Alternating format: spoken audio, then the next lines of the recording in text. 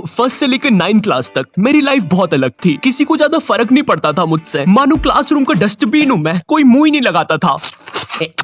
अबे श्रीवास्तव, क्या कर रहा है यार ये? माँ बाप ने बस कचरा खाने ही सिखाया क्या? मुंह क्यों लगा रहा है मुझे? बचपन में ऑप्स बेड्स के नाम पर लड़ाइयाँ करना। है? तूने मेरा बच्चा मार दिया। वो बारबी की नेम शीट को स्टिकर की तरह सर पे लगा लेना। मेरा तो एक यूट्यूब चैनल भी था, अजीब सी वाइन्स बनाता था मैं उस पे। मुन्नू, तू एक घोड़ा है। नुन्नू जो बोलता है वही होता है। मुन्नू ऐसा कुछ नहीं। हम सब्सक्राइब करें मुन्नू नुन्नू की वाइन्स। मैं कहीं पर भी वाइन्स बनाने लग जाता था, भले फिर बैकग्राउंड में किसी की दादी मर रखी हो। सारी जायदाद मेरी। उसके दूसरे दिन ये बंदा भी मेरी वीडियो पे कमेंट कर रहा होता है, भाई full haha video, thank you मेरी दादी के साथ कोलैबोरेशन करने के लिए।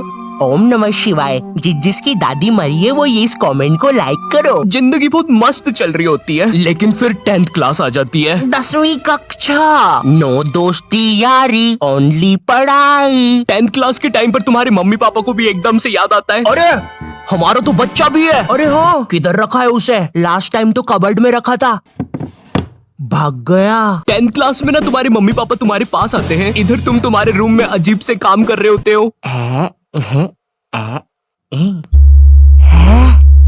ओहो हो साइंटिस्ट है।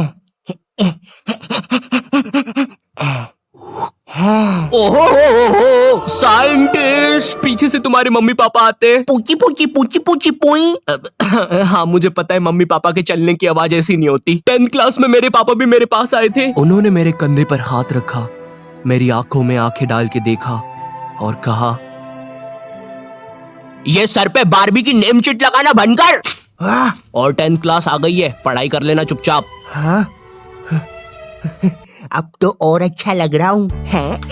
हगी मारू है, लकी मैन है, ककाशी सेंसेई। पढ़ ले चुपचाप। वैसे ये कर कैसे रहा था ऐसे? मेरा तो हो ही नहीं रहा।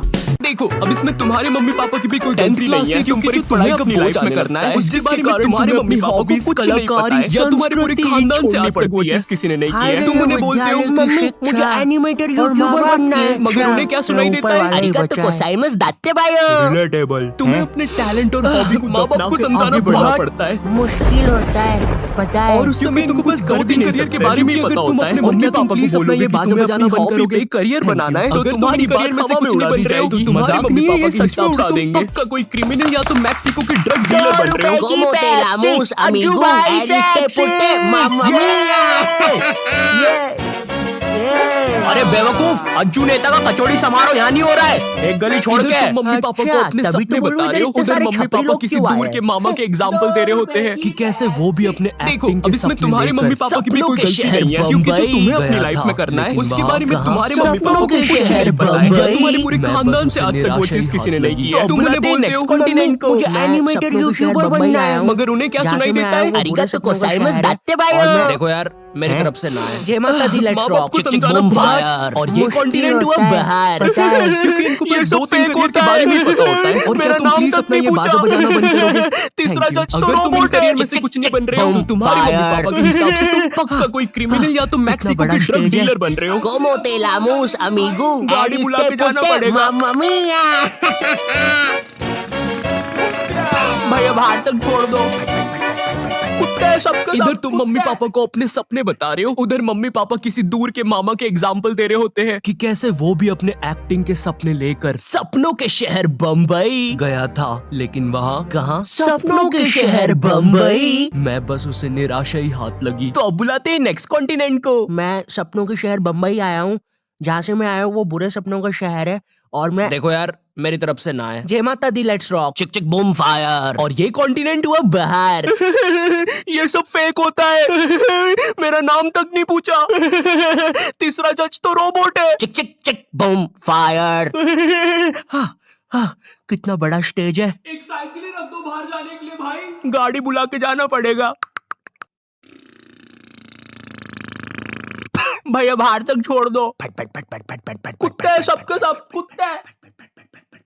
अपने बारे में बताता हूँ तो नॉट यू टाइप जी।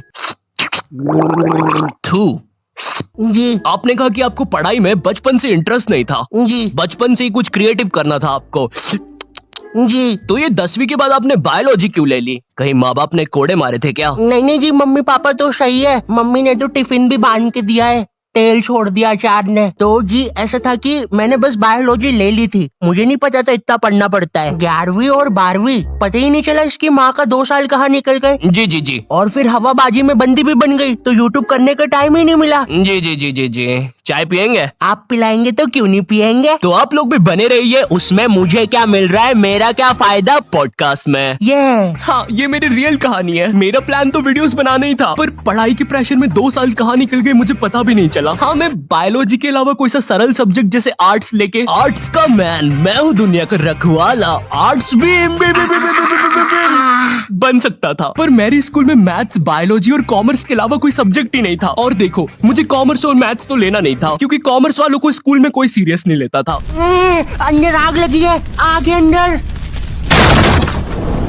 अच्छा तो ये ले पानी। अरे अरे क्या कर रहे हो, सच बोल रहा हूँ, बंटी और रोहन ने आग लगाई है। चल बंटी कमाल, पाद के मचाते धमाल। भाई तुझे कितनी बार बोला है, मुझे वो डायलॉग पसंद नहीं। अपन को हिचकी आया रे, लगता है अपन को भी कोई याद कर रहा है। भाई पक्का रवि ने चुगली लगाई होगी। हाँ, यही थे मेरे कॉमर्स वाले।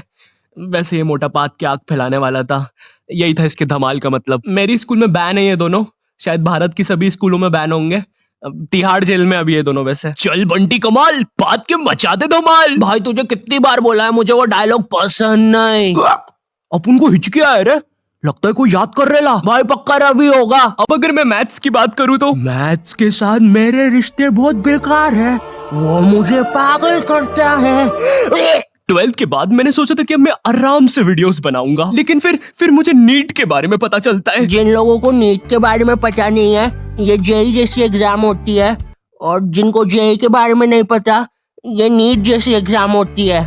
मेरा नाम पपलू है और मुझे मछली पसंद है। सरल भाषा में कहूँ तो नीट की एग्जाम से तुम डॉक्टर बनते हो। उस टाइम मैंने सोचा कि मुझे तो कभी डॉक्टर बनना ही नहीं था, तो ये फिर किस रास्ते पे जा रहा हूँ मैं? पवन दारू ठेके के रास्ते पे। तू कौन है साले बेताल, भग जाने तो चटका लगा दूंगा। नहीं। मैंने अपने मम्मी पापा को समझाया कि मुझे डॉक्टर कभी बनना ही नहीं था। लकीली उन लोग को मेरी बात समझ में आई, और उनने मुझे डॉक्टर से थोड़े से कम कठिन कॉलेज में डाल दिया, फार्मेसी। पर खैर अब मैं वीडियोस बना सकता था। पर सच कहूँ तो वीडियोस बनाने का पैशन इतना था मुझ में, अगर डॉक्टर भी बन जाता तो वीडियोस तो तब भी बना रहा होता मैं, लेकिन थोड़े अलग प्रकार की। नमस्कार दोस्तों, मैं हूँ श्री डॉक्टर आयु, MBBS, MD, MS, BSc, PSG, Neymar, Messi, Cristiano Ronaldo, MC, BC और मादर। सबसे पहले हमारी डॉक्टर मेंबरशिप खरीदने वालों को शाउट आउट दे देते हैं। पैरालाइज नानी, हीमोग्लोबिन संजू, एड्स का मरीज राजू और नीट एस्पिरेंट सरोजनी। और हमारे लिए एक मैसेज भी आया है, मेरी माँ मर गई तेरी वजह से, हराम कौर। थैंक यू फॉर 5 रुपए सुपर चैट। चलिए अब इस मरीज का पाइल्स का इलाज करते हैं। डॉक्टर मेरे मरने के बाद आप क्या बोलोगे? Like share subscribe.